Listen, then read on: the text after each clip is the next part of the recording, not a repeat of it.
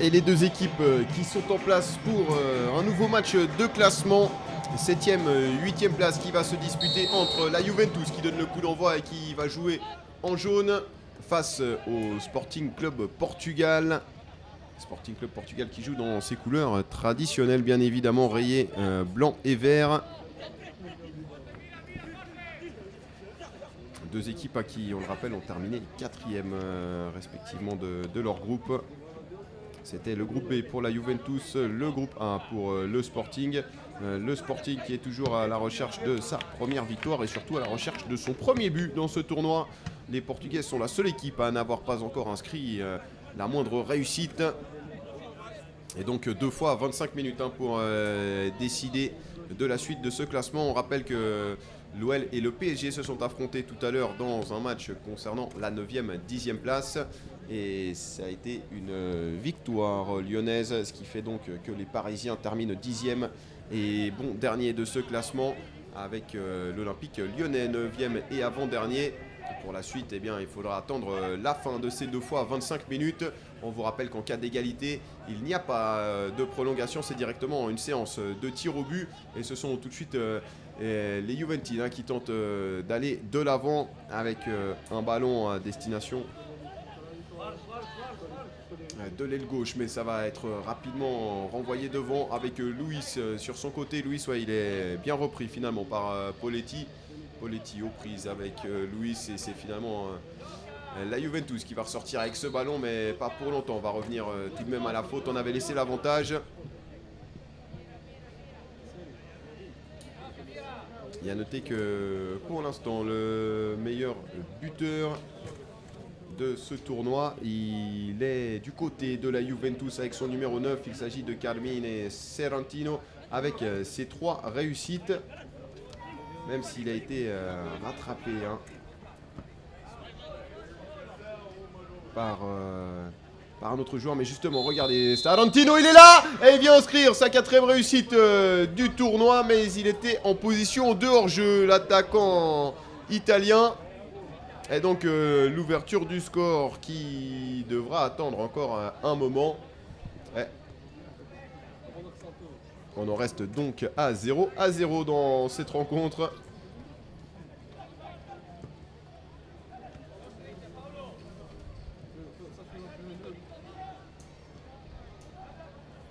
Elle a été rattrapée par un autre Italien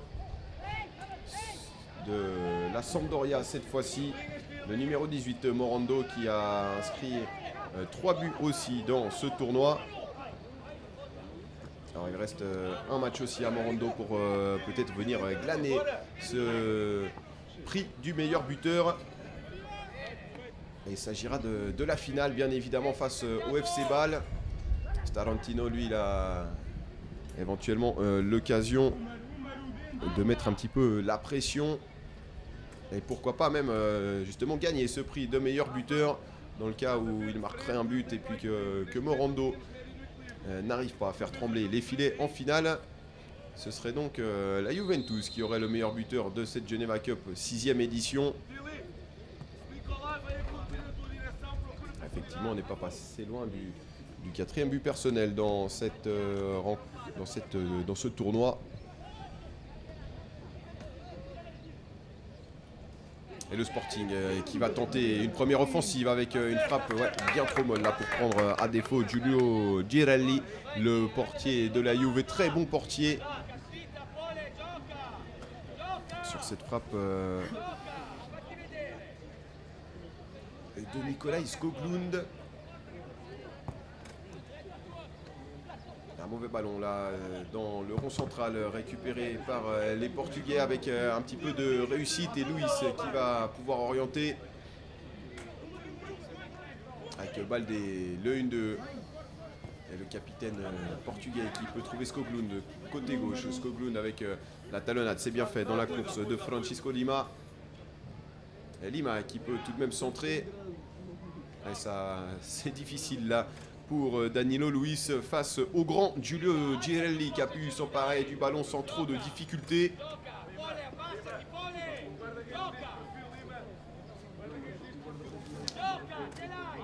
Les petits retours sur le parcours de ces deux équipes. La Juventus a mal débuté son tournoi en perdant face à l'Olympique lyonnais sur le score de 1-0. Par contre, les Italiens se sont extrêmement bien repris en venant s'imposer sur le score de 4-2 face au Servette FC.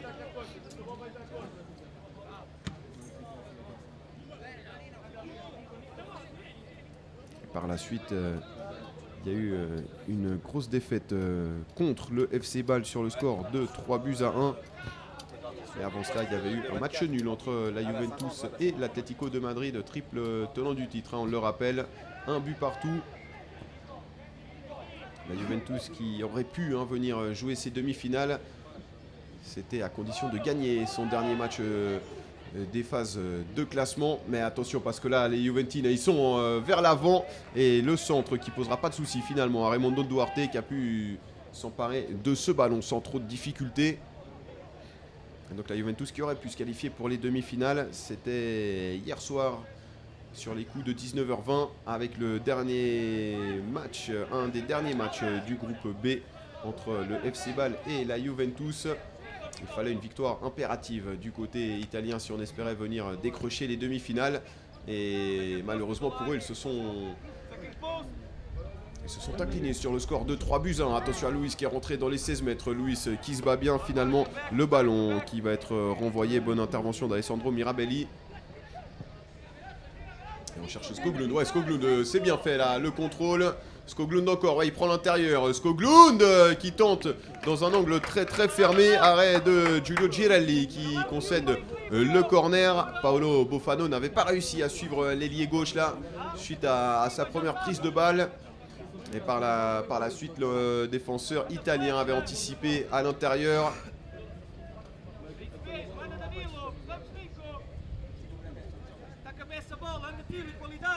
Et le corner pour les Portugais avec Carvalho à la baguette. C'est pas mal frappé ça avec le gardien de la Juve qui cherchait ce ballon. Et finalement, ça va être un long dégagement. Et attention au mauvais contrôle de Galante, ça peut peut-être profiter à Fontana. Fontana qui va prendre le couloir gauche. Ouais, on est monté très très vite là du côté de la Juve. Fontana qui peut pousser devant lui. Le centre, ouais, c'est détourné par la défense. Ça va peut-être revenir avec Nicolas Sekoulov. Sekoulov aux prises avec Skoglund. Ouais, très bon travail défensif du numéro 7 qui a fait l'effort là de revenir. Skoglund qui s'appuie sur Baldé.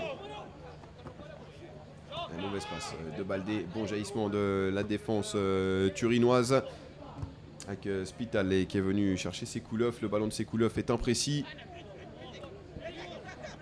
Et ça permet à Luis de récupérer Skoglund.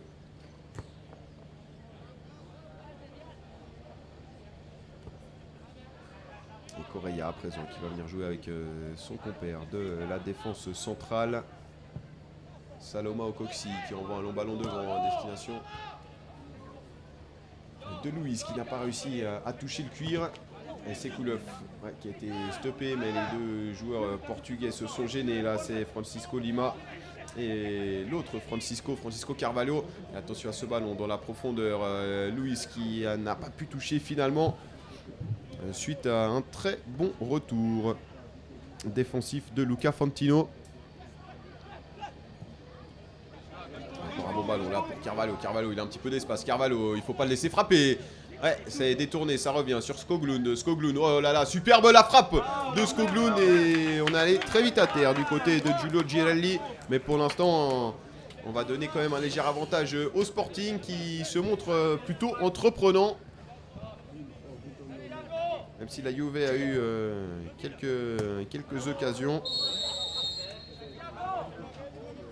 Avec le coup de sifflet.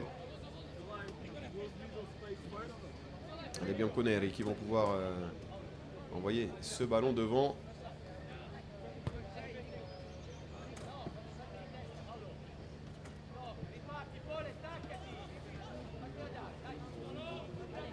Et puis donc du côté du Sporting, là aussi on a mal débuté le tournoi avec en match d'ouverture de cette 6e édition face au club hôte, le Mérin FC, une défaite surprise sur le score de 1-0. Par la suite, le Sporting a réussi son premier points face au Paris Saint-Germain en tenant en échec les Parisiens 0-0 après un match et le score qui est resté donc nul et vierge. Et un ballon qui traîne là-bas dans les 16 mètres. Ocampo Sibara encore. Et finalement, on s'en sort avec un petit peu de réussite côté portugais, mais ça va rapidement revenir avec Sekoulov. Attention à cette possibilité. La frappe pied gauche de Manuel Fontana. Pas de souci pour Raimundo Duarte. Et après ce match nul face au Paris Saint-Germain, le Sporting a fait un autre match nul. C'était face à la Sampdoria. Sampdoria qui est en finale, hein, on vous le rappelle, de ce tournoi. La Sampdoria qui affrontera Bâle. Sampdoria qui est venu s'imposer largement, 4-0 face au Servette FC en demi-finale. Et Fontana qui change le jeu. Et attention à cette attaque côté gauche, ouais, c'est bien stoppé par Galante qui a bien défendu.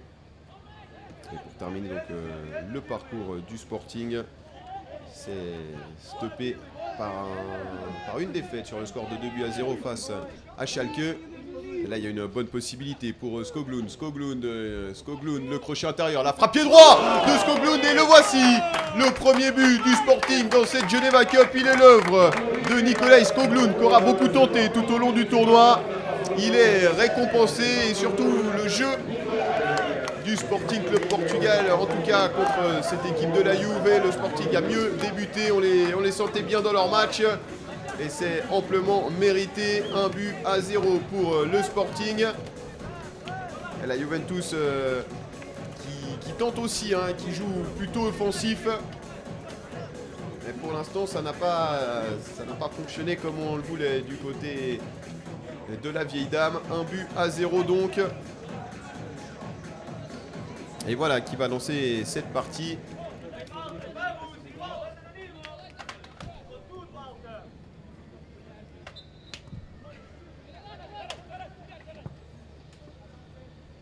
Et le long ballon là de Poletti, ce sera un peu trop long, ça va sortir en faveur des hommes de Nuno Leres.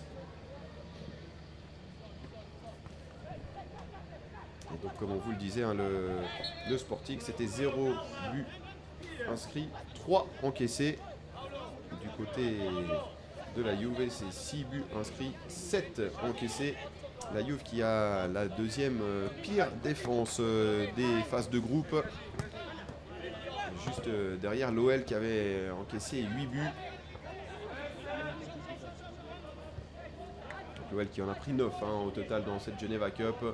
L'OL qui s'est imposé, on le rappelle, sur le score de 3-0 face au Paris Saint-Germain dans le match de classement pour la 9e, 10e place. Et Baldé qui va monter avec le ballon. Baldé qui peut ouvrir pour le buteur Skoglund. Skoglund qui repique à nouveau à l'intérieur. Skoglund toujours. Ouais, qui va très bien donner ce ballon sur le côté droit. Par contre là la remise en retrait elle laisse un petit peu à désirer. C'est Rodrigo Costa là qui a pas assez appuyé son ballon. Et la Juventus qui peut récupérer. On tente de repartir. La faute de Duarte Carvalho. Et on va chercher Sekoulov.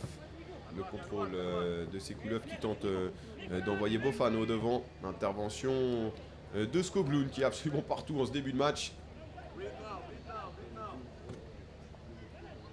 Et Galante qui vient trouver Carvalho. Lima à présent pour son capitaine.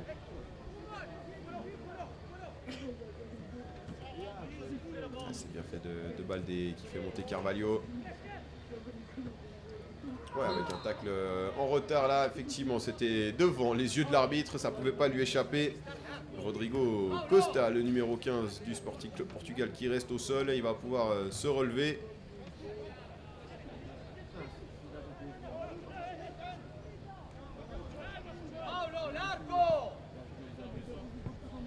Et orientation côté gauche avec Francisco Lima.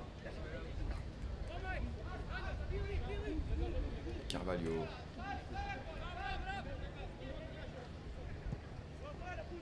Avec un bon ballon là-bas, ouais, dans les pieds vraiment de Rodrigo Costa, qui a même été presque surpris par la précision de la passe et la précision de son contrôle.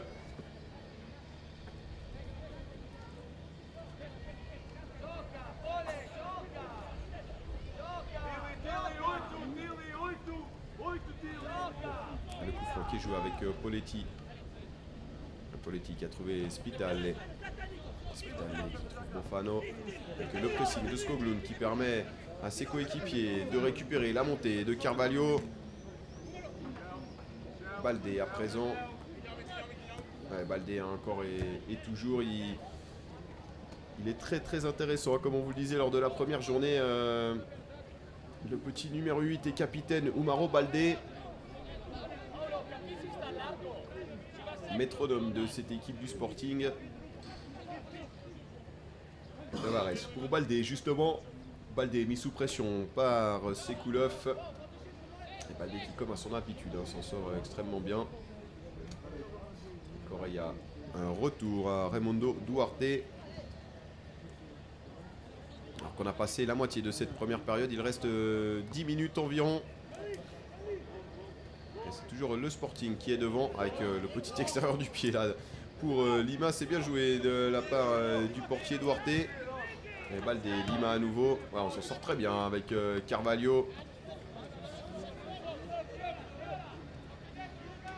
Et on peut trouver Duarte Carvalho, le numéro 10, qui tente et qui réussit à trouver Luis. Luis, l'enchaînement, la frappe. Ouais, il s'est peut-être un petit peu trop précipité. Ça a permis à Giulio Girelli de pouvoir stopper ce ballon. Il était en très bonne position, Luis, qui demande ce ballon à Baldé. Baldé qui a attendu l'appel de son attaquant. Et bonne intervention de la défense de la Juve qui était vraiment très attentive. Et Tavares qui est aux prises avec le buteur maison, Carmine Sterantino. Un duel qui tourne à l'avantage du défenseur portugais. Baldé, ouais, Baldé, l'aile de pigeon, c'est bien fait avec une main finalement. Et il a pris un petit coup en plus de cela, le capitaine lusitanien.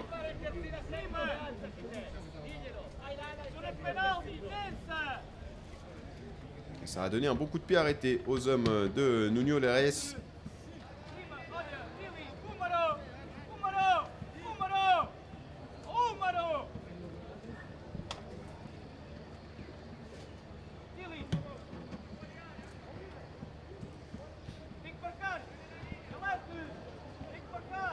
Et le coup franc pour le Sporting.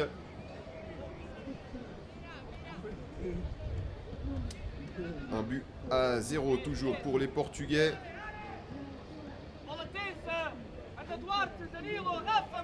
Possibilité de venir doubler la marque. Avec ce coup franc excentré. Ouais, c'est tenté directement. C'est pas la meilleure inspiration du week-end ça. Et ça va permettre à Giulio Girelli de faire remonter son bloc. Et surtout de venir construire le jeu avec Alessandro Mirabelli. Et Poletti qui est venu demander ce ballon. Poletti qui tente de changer le jeu. Ouais, là aussi c'était pas assez précis du tout. Et Carvalho qui oriente avec Tavares. Tavares pour Baldé devant lui, c'est bien ça. Ça a cassé déjà une demi-ligne. Carvalho, Baldé, Carvalho, c'est bien fait, le 1-2 entre les deux hommes. Carvalho qui lance Skoglund sur son côté gauche. Skoglund qui va tenter de se battre. Ouais, le ballon trop puissant pour le numéro 7. Qui n'aura pas la vitesse nécessaire pour venir empêcher ce ballon de franchir les limites du terrain.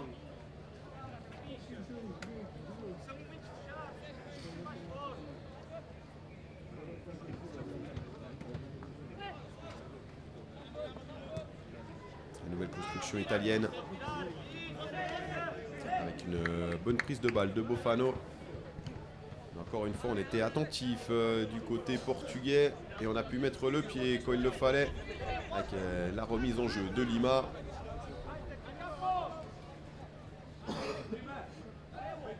Et Tavares qui est alerté. On va arriver finalement sur Correa. Et là, Juve qui tente vraiment de quadriller ce terrain. Pour l'instant, ça ne gêne pas spécialement les joueurs portugais qui sont en train de mener une contre-attaque avec un très bon ballon là pour Carvalho. Carvalho qui peut pousser pour Luis. Luis qui va centrer. Le centre de Luis pour la réussite de Rodrigo Costa. Et deuxième but donc pour le Sporting Club Portugal. Par l'intermédiaire de Rodrigo Costa, mais quel bon travail là de Danilo Luis. Après c'est un travail d'équipe bien évidemment parce que cette action elle a été très bien amenée par les Portugais malgré le pressing haut de la Juventus. Et c'est ce qu'on vous disait, ce pressing haut qui ne gêne pas trop, on a l'impression, le Sporting. On va revoir ce centre en retrait de Luis. Là, il est posé au millimètre ce centre. Derrière, Rodrigo Costa n'a plus qu'à pousser le ballon au fond des filets. 2-0 donc en faveur des Portugais qui sont en train de prendre la mesure des Turinois de la Juve.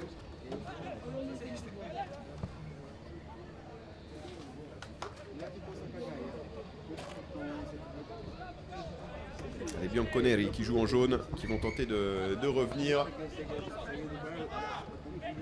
Avec un jaillissement de Carvalho. Une bonne couverture finalement de Mirabelli.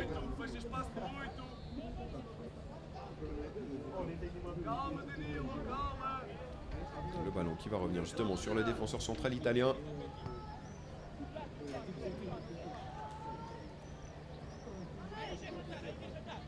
Et on peine à aller de l'avant, côté de la vieille dame. Dès qu'on passe la moitié de terrain, ça devient très difficile pour les hommes de Simone Barone. Et attention parce qu'il y a tout de même une bonne récupération là de Paolo Bofano. Le centre est renvoyé mais c'est pas terminé. Avec une superbe passe, la bonne inspiration, un petit peu court pour Spitale. La nouvelle récupération italienne. On va repartir depuis derrière.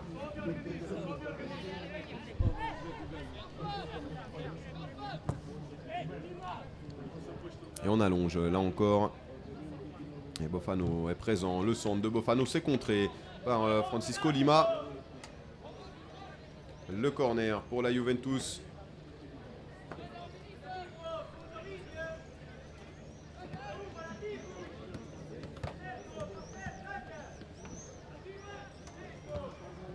Le corner qui a été frappé, c'est renvoyé au premier poteau avec cette reprise de Bofano qui n'arrive pas à venir trouver le cadre de Raimundo Duarte qui va pouvoir relancer gentiment au 5,50 m.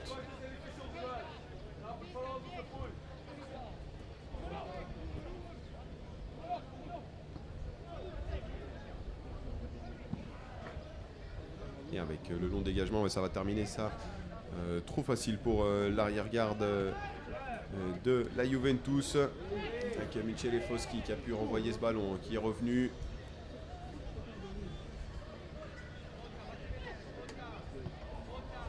Et Poletti qui a pu jouer avec ses couleuvres. Retour à Poletti.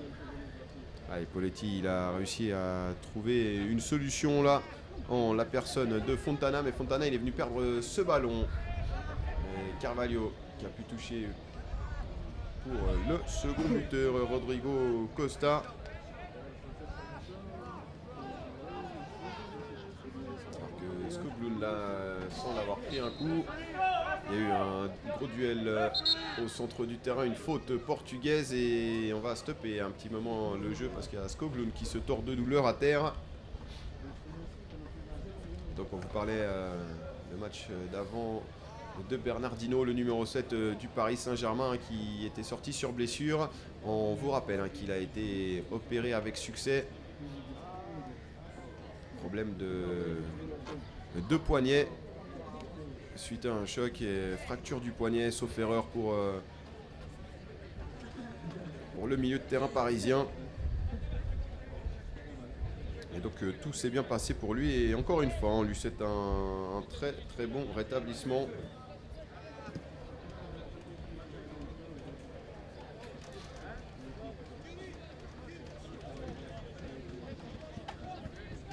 Alors Skoglund va quitter le terrain pour recevoir des soins.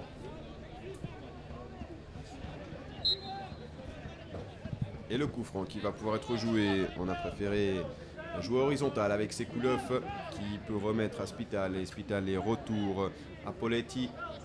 Et Poletti forcé de jouer en retrait. Foschi qui a trouvé une solution devant lui. Le centre et la bonne sortie de Raimundo Duarte qui s'empare du ballon. Skoglund qui demande à rentrer sur le terrain. Il a fait son retour. On est donc de nouveau à 11 contre 11. Et attention à cette mauvaise remise de Baldé qui pourrait profiter à Poletti. Poletti qui est mis au sol par Rodrigo Costa. Et là, il y a un très bon coup franc pour la Juventus.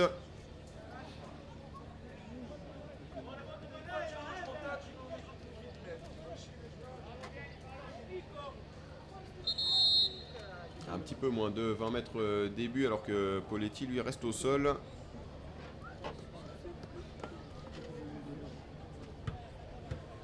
À nouveau, l'entrée en jeu des soigneurs. 2-0 pour le Sporting. Le Sporting qui n'avait pas marqué le moindre but durant ces matchs de poule du tournoi vient d'en inscrire 2 face à la Juventus. La Juventus qui, on le rappelle, est étrangement la deuxième pire défense de ce tournoi.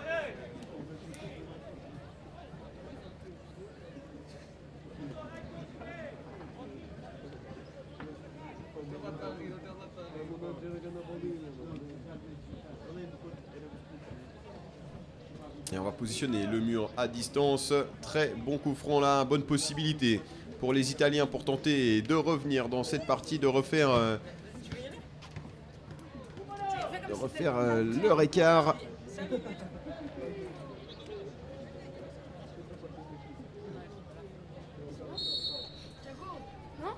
Avec le coup franc. Ouais, c'est bien tiré, ça passe juste au-dessus. Et le coup de sifflet qui met un terme à cette première période, le Sporting Club Portugal qui mène sur le score de 2-0 face à la Juventus dans ce match de classement pour la 7e, 8e place. On se retrouve tout de suite pour les 25 minutes restantes dans cette partie. Et tout est en place pour la reprise de cette seconde période, match de classement, on le rappelle, pour la 7e, 8e place au cas où vous nous rejoigniez sur le live Facebook de cette Geneva Cup. 7e, 8e place qui se joue entre le Sporting et la Juventus de Turin. Pour l'instant, il y a 2-0 en faveur des Portugais du Sporting Club Portugal.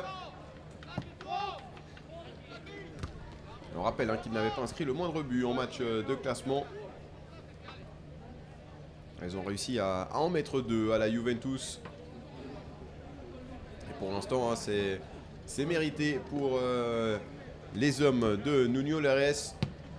Tout simplement parce que la Juventus, dès qu'elle passe le milieu de terrain, est en grand manque d'inspiration. Elle n'arrive pas à trouver des solutions. Avec Poletti. On rappelle que ces deux équipes ont terminé 4e de leur groupe.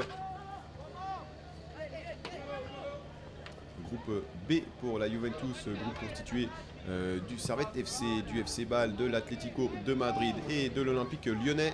Le Sporting, lui, a terminé 4e dans un groupe formé avec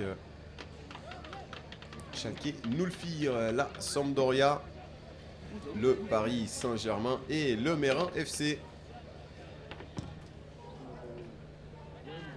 Et autant dire une grosse réussite des clubs helvétiques, étant donné que la pire place occupée par un club suisse pourrait être la 6e place en cas de défaite du Mérin FC face à l'Atlético pour le match de classement entre la 5e et 6e place.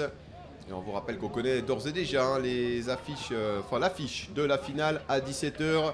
On vous donne rendez-vous pour la finale de cette 6e édition de la Geneva Cup entre le FC Bâle et la Sampdoria. Il y aura avant cela la petite finale à 15 h 20 entre Schalke 04 et le Servette FC. Alors là, il y a eu une bonne faute sur Baldé.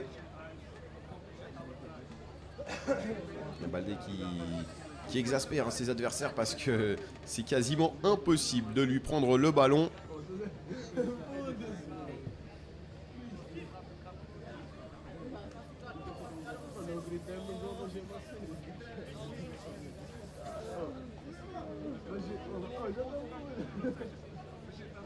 Alors qu'il a pu se relever tout de même le capitaine portugais. Et on vous rappelle qu'en cas de match nul à la fin du temps réglementaire, pas de prolongation, on passe directement à une séance de tir au but, 5 pénaltys chacun, 5 pénaltys par équipe. Et Galante qui hérite du cuir. Galante qui va changer le jeu, ouais, c'est bien fait ça pour Lima de l'autre côté. Et sauf erreur, pas de changement à la mi-temps. Les deux entraîneurs qui font à nouveau confiance à leur 11 titulaire.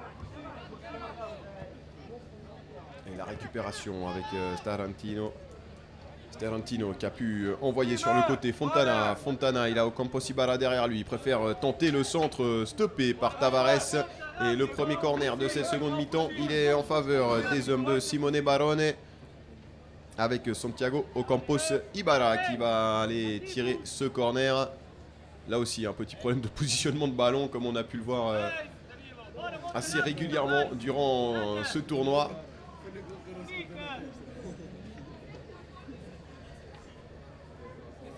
Ouais, on a encore gagné 1 ou 2 cm là. Ocampos Ibarra à nouveau. Ouais, si c'est pour les tirer premier poteau, on aurait meilleur temps de les mettre sur la ligne. Alors c'est ce qu'il va faire cette fois-ci. Le ballon touche la ligne. Est-ce que ça va lui porter chance à Ocampos Ibarra? Eh bien c'est toujours premier poteau malheureusement pour lui. Ouais, c'était pas la meilleure série de corners qu'on ait vu. 3 corners de suite au premier poteau, 3 fois renvoyés par la défense du Sporting, 3 fois renvoyés par le même joueur, José Galante. Et là, il y a une bonne percée avec Fontana qui est finalement stoppé par Tavares. Tavares qui peut relancer avec Luis, ouais, qui s'en coupe un petit peu au moment de sa prise de balle. Et il y aura un carton jaune tout de même pour un Italien. C'est Amedeo Poletti qui est venu commettre la faute sur Danilo Luis. Une faute qu'on qualifiera d'inutile, hein, parce que là, Luis, on voyait mal ce qu'il pouvait faire. Il n'y avait pas vraiment de contre-attaque à jouer. Il avait manqué sa première touche de balle.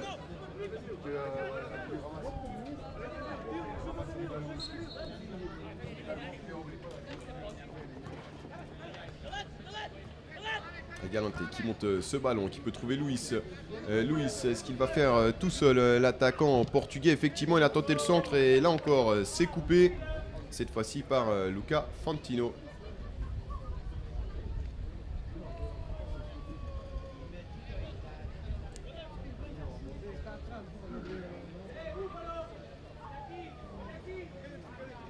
Et corner qui s'ensuit.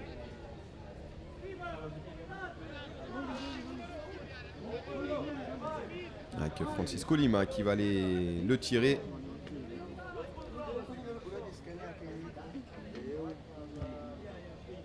Ça c'est un petit peu mieux tiré, en tout cas le ballon a été levé au-dessus du premier poteau. Malheureusement ça termine dans les bras de Girelli. Et Carvalho qui tente de provoquer là sur le côté. On va être obligé de revenir derrière avec Balde qui fait l'effort pour couvrir. Balde qui transmet à Tavares. Et là il y a eu une mauvaise passe, on s'est pas très bien compris là entre Correa et Lima. Le ballon qui est donc rendu aux Italiens.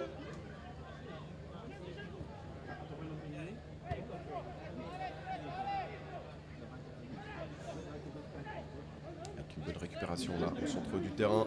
On va pouvoir peut-être se déployer vers l'avant côté portugais avec ce ballon dans la course du second buteur Rodrigo Costa.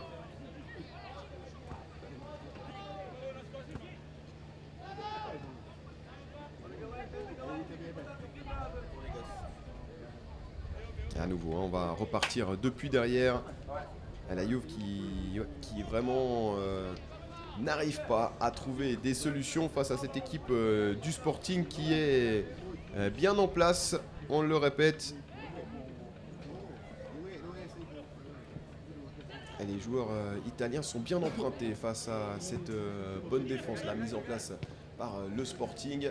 Attention tout de même à ce ballon rendu à Ocampos Ibarra. Ocampos Ibarra qui va peut-être armer sa frappe. Ocampos Ibarra, la frappe pied droit, ouais, ça fuse mais ça passe trop loin. Début de Raimundo Duarte. Et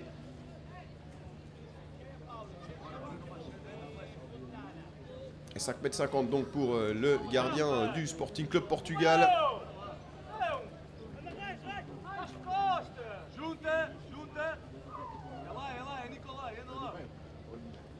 On rappelle que le Sporting avait déjà participé à ce tournoi de la Geneva Cup. C'était en 2014, juste après avoir rebaptisé justement le tournoi international de Meignier en Geneva Cup. On vous rappelle que cette Geneva Cup a été inspirée par le tournoi international de Meignier qui se déroulait de 1997 à 2004 du côté du centre sportif Rouelbo.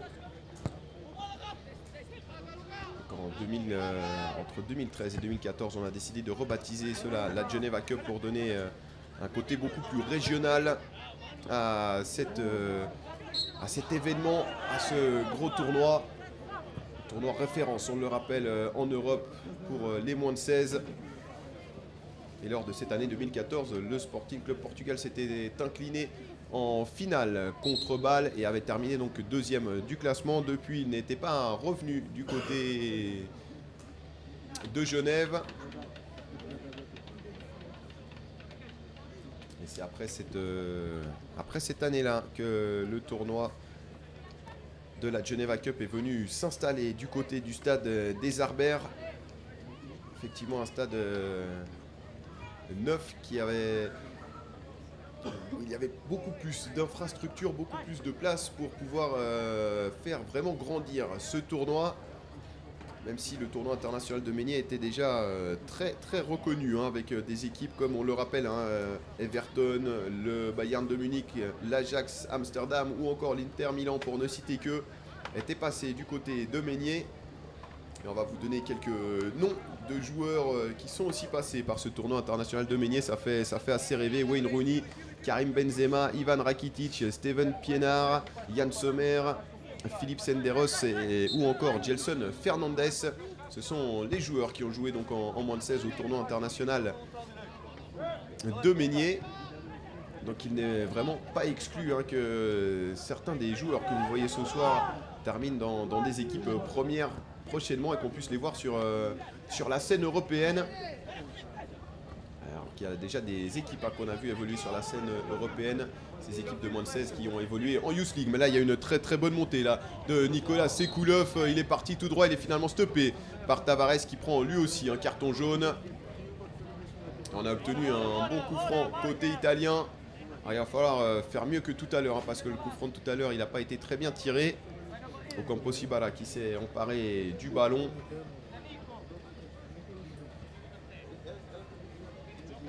Et puis pour terminer par rapport à ce tournoi international de Meignier, il a été relancé en 2013 avec une victoire de Young Boys contre la Sampdoria. Le Sporting avait terminé 3e lors de cette année en gagnant la petite finale face au Servette FC. Ils avaient dans leur rang un certain Francisco Aguilar qui avait été élu meilleur joueur du tournoi. Ça, c'était pour la version 2013 et le retour de ce tournoi. Attention à Ocampo Sibara, ouais, c'est directement dans le mur. Ocampo Sibara qui tente sa chance une deuxième fois, là encore assez contré. Ça va peut-être revenir avec ce petit ballon de Foski. Attention parce qu'il y a Sterantino qui traîne par là. Heureusement pour les Portugais, Raimundo Duarte a été le plus prompt sur ce ballon et tente de dégager loin devant. Ça termine sur la tête de Foski. Et donc dans les bras de Giulio Girelli.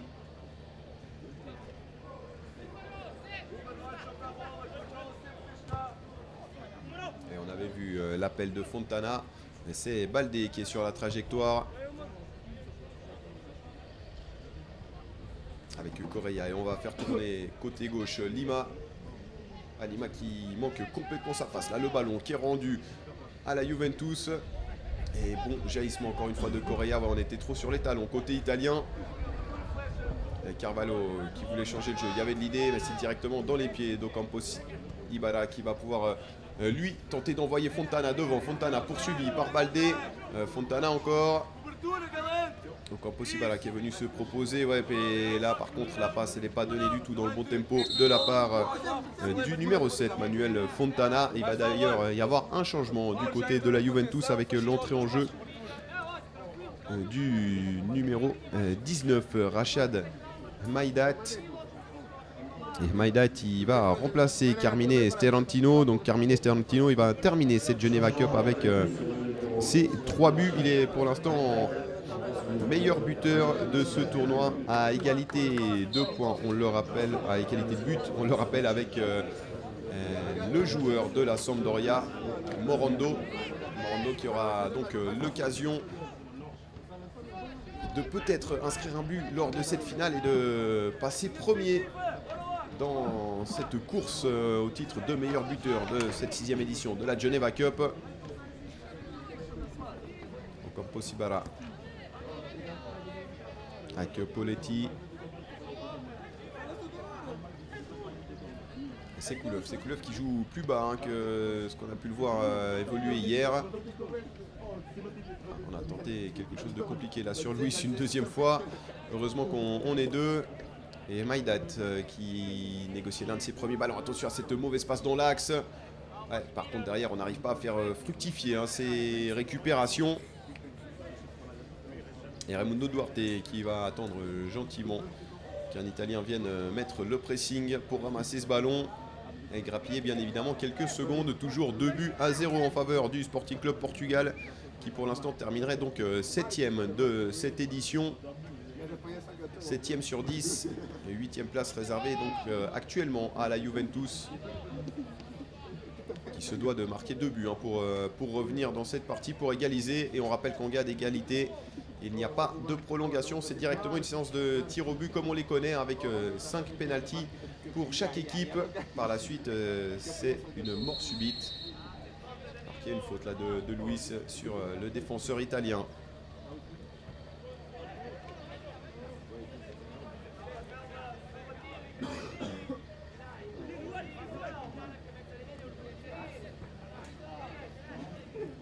Poletti qui s'est proposé, qui peut trouver Maïdat. Maïdat qui a joué avec Sekoulov. Et on a du mal à venir trouver des coéquipiers entre les lignes. Et Carvalho qui tente de sortir le ballon. C'était compliqué, il y avait beaucoup de monde autour de lui. C'est l'autre Carvalho, Duarte, qui a pu finalement venir trouver un coéquipier. Et là encore Francisco Carvalho. Il a été mis au sol là-bas, intervention de l'arbitre et ça va être un nouveau carton pour un joueur de la Juventus. Me semble-t-il Nicolas Sekoulov. Effectivement, c'est bien le numéro 20 de la Juventus qui vient de se faire avertir.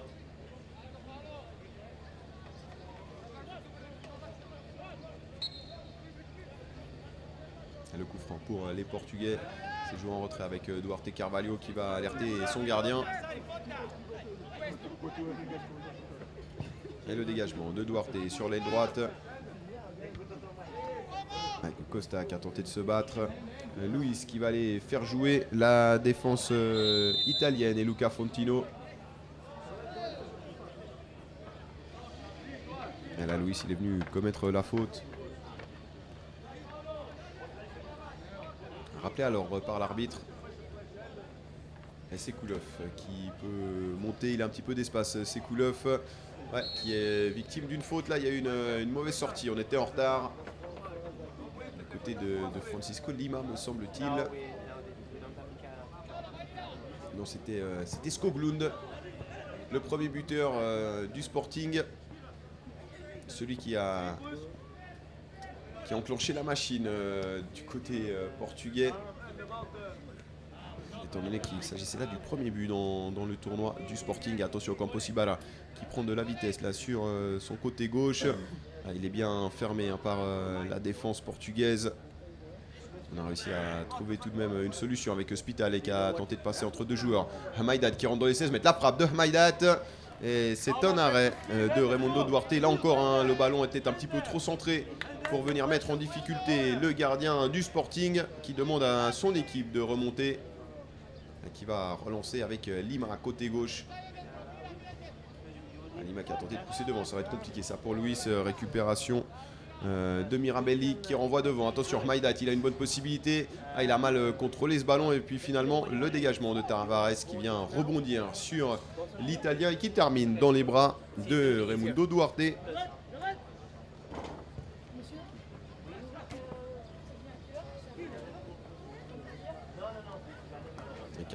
Carvalho, il joue un petit peu avec le feu. Le numéro 14, il s'en est très bien sorti. Et Galante qui tente de trouver un endroit où dégager. Finalement, c'est directement sur Amedeo Poletti. Et Luis, dans le dos là de Rodrigo Costa.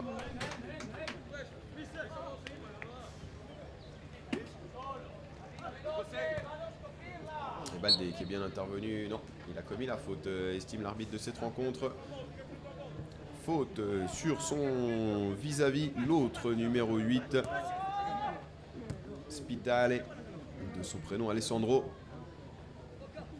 Et Ocampo Sibara qui peut trouver une solution là dans l'axe, mais il y a encore une fois une très bonne sortie là de Baldé qui remonte le ballon. Et attention à cette passe en retrait, Galante bien poursuivi par Ocampo Sibara. Bon dégagement du latéral portugais. Et ça va rapidement revenir avec Maïdat qui décale Ocampo Sibara. La fin de centre, Ocampo Sibara qui est venu trouver la tête de Spitale qui a essayé de remettre. Pour Fontana, c'était quand même assez compliqué là d'arriver au bout de cette offensive. Et Fantino devant lui pour Ocampo Sibara. Il s'appuie sur Maïdat, retour à Fantino. Et Poletti à présent. Spitale poursuivi par Carvalho. Alors c'est vraiment à l'image de la première période, hein. Même s'il y a un petit peu plus de facilité à s'approcher des 25-30 mètres adverses du côté de la Juve, on est toujours quand même bien emprunté pour réussir à se mettre dans des positions favorables.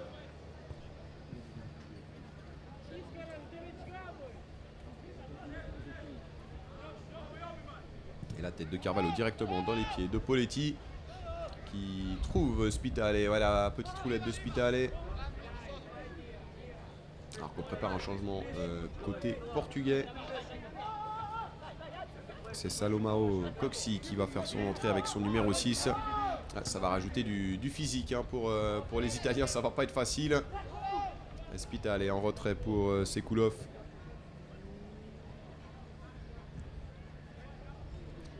Et ouais, la remise de Maïdat, elle laisse à désirer, mais il y a une bonne récupération derrière. Et ouais, on a pris un coup là, c'est Paolo Bofano qui a pris un coup là sur son tacle. Tavares qui a dû lui marcher dessus, à mon avis sans faire exprès. Et le changement dont on vous parlait, la sortie du numéro 2, José Galante, le latéral droit qui est donc remplacé par Salomao Coxi. Alors on devrait, à mon avis, voir Baldé venir se positionner en tant que latéral droit et Coxi devrait lui venir se positionner devant la défense en tant que milieu défensif. On va voir si mes dires sont justes. Double changement du côté de la Juventus qui se prépare.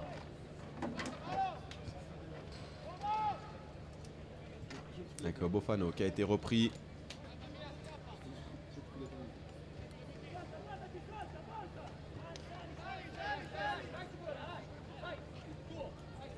Et on revient derrière avec le portier Duarte. Le long dégagement de Duarte. Ah, c'était à destination de Costa à la bonne tête de Filippone pour envoyer ce ballon. Ah non, pas de Filippone, non, c'est Filippone, c'est parce que je l'ai sous les yeux, c'est lui qui va rentrer avec son numéro 16. Alors tout d'abord, la sortie de Paolo Bofano, numéro 2, remplacé par Nicolo D'Agasso avec son numéro 14. Et le deuxième changement, il voit la sortie d'Alessandro Spitale, remplacé justement par Marco Filippone. Numéro 16 hein, pour Filippone. Et la remise en jeu de Baldé qui effectivement évolue en tant que latéral droit à présent. Un couteau suisse, le capitaine portugais.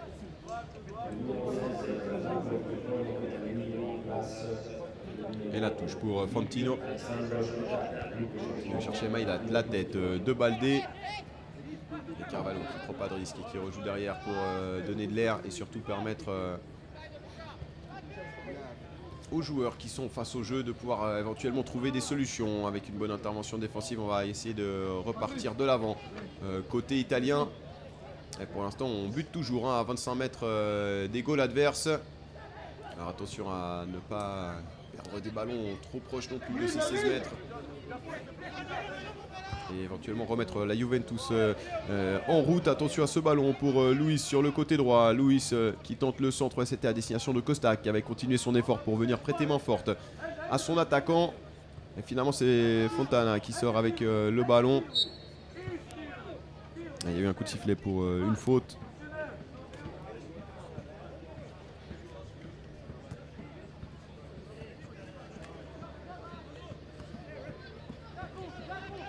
C'est Filippone qui a joué ce coup franc. Double changement en préparation, là encore, du côté du Sporting Club Portugal.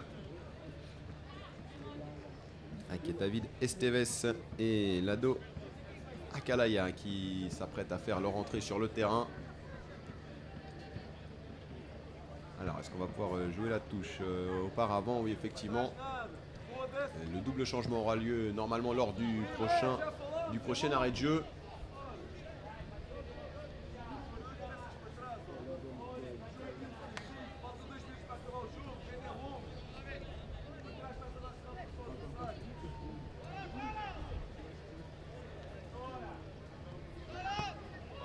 Avec une intensité qui a un petit peu baissé. Malgré le bon jaillissement là de Carvalho qui va tenter de faire tout seul parce qu'il n'a pas beaucoup de soutien.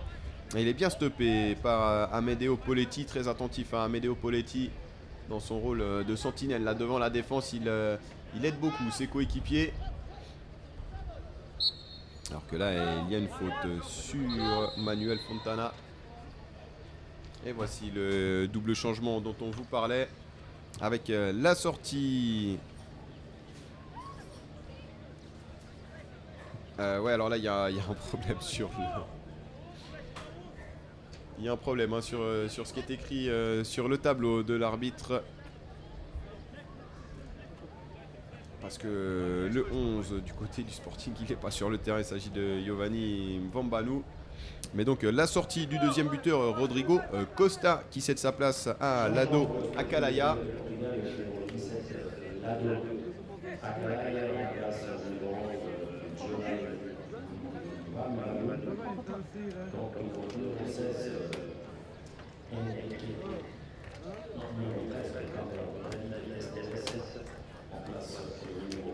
David Esteves qui rentre à la place, me semble-t-il, de Skoglund, le numéro 7, Nicolas Skoglund.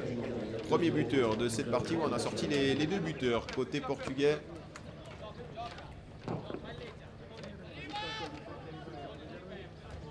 Akalaya, ouais, alors Akalaya, il faut qu'il fasse attention hein, parce que hier, les deux fois où il est rentré, il est venu mettre des grosses semelles, il est venu s'énerver avec les adversaires.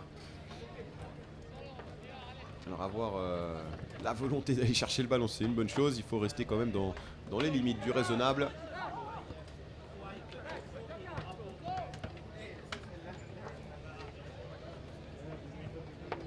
Mirabelli qui va venir chercher D'Agasso là-bas sur le côté. D'Agasso qui a perdu un ballon. Akalaya pour un de ses premiers ballons à négocier. C'est bien négocié avec Duarte. Duarte aux prises avec Fontana. Retour à Akalaya. Akalaya, il a Carvalho avec lui, il préfère faire tout seul. Akalaya qui continue son effort et qui n'obtiendra pas de corner. Là encore, hein, il avait Duarte Carvalho qui avait fait l'effort de rester avec lui pour proposer une solution.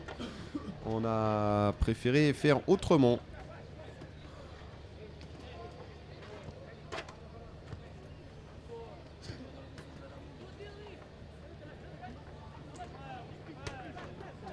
Récupération Coxy dans le rond central, ouais, c'est bien fait. De Coxy qui a pu se retourner, se mettre face au jeu. Par contre la passe, elle laisse un petit peu à désirer. Bonne interception de Poletti. Poletti qui voit son ballon être touché par l'arbitre, ça n'influencera pas vraiment le jeu parce que le cuir il est parvenu jusqu'à Ocampo Sibara avec le 1-2 sur Maïdi.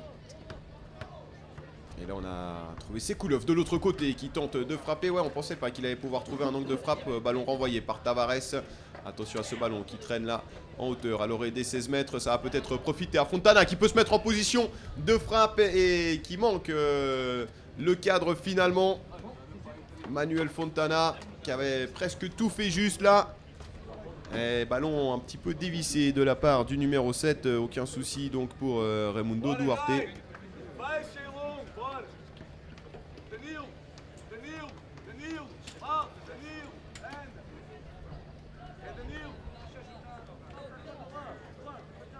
Et donc le dégagement du portier portugais. C'est la fin de cette partie. Le Sporting Club Portugal qui s'impose donc face à la Juventus sur le score de 2 buts à 0. Le classement actuel, on part depuis le bas bien évidemment parce qu'on n'a pas la suite. 10e place le Paris Saint-Germain, 9e Olympique Lyonnais, 8e la Juventus et 7e place suite à cette victoire sur la Juve, 2 buts à 0.